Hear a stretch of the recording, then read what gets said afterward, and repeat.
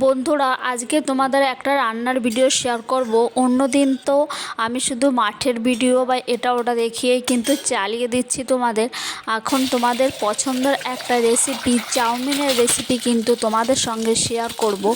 দেখো, দুটো ডিম নেওয়া হয়েছিল, সেই দুটো ডিম কিন্তু ফাটিয়ে নেওয়া হবে ভালো করে।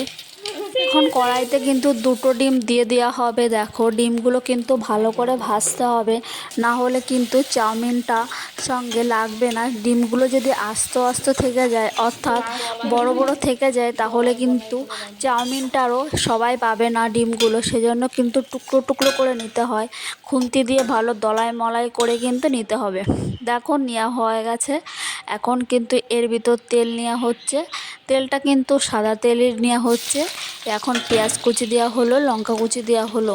এগুলো একটু ভেজে নিতে হবে, না হলে কিন্তু এর একটা গন্ধ থেকে যাবে। এরপর কিন্তু চাউমিন নিয়ে নেওয়া হলো। এই চাউমিনটা কিন্তু আগে থেকে সিদ্ধ করে নেওয়া হয়েছিল, সেই সিদ্ধ করা নুন দিয়ে সিদ্ধ করা হয়েছিল। এরপর দেখো, ডিমের কুচিগুলো আর লঙ্কার কুচিগুলো একসঙ্গে দিয়ে দেওয়া হলো। এরপর এটা কিন্তু ভালো করে মেলতে হবে। একটু লবণ কম পড়ে গেছিলো বলে লবণ দেওয়া হয়ে গেল। এখন দেখো, ভালো করে কিন্তু মেলা হচ্ছে। তার সঙ্গে কিন্তু একটু গোলমরিচের গুঁড়োও দিয়ে দেওয়া হয়েছিল।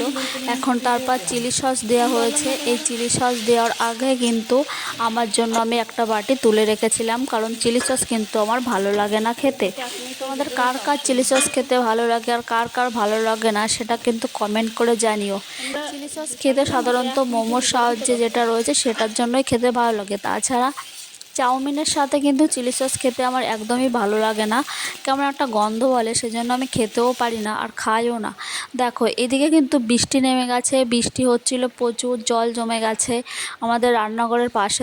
দেখেছো কতটা পরিমাণ জল জমেছে, প্রায় হাঁটু জল হয়ে গেছে।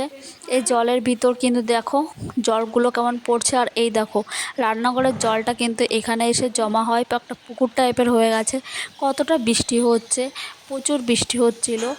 আর এদিকে চাউমিন তৈরি করা হচ্ছিল। বৃষ্টির ভিতরে চাউমিনটা খেতে ভালো লাগে। কার কার ভালো লাগে সেটা কমেন্ট করে জানিও।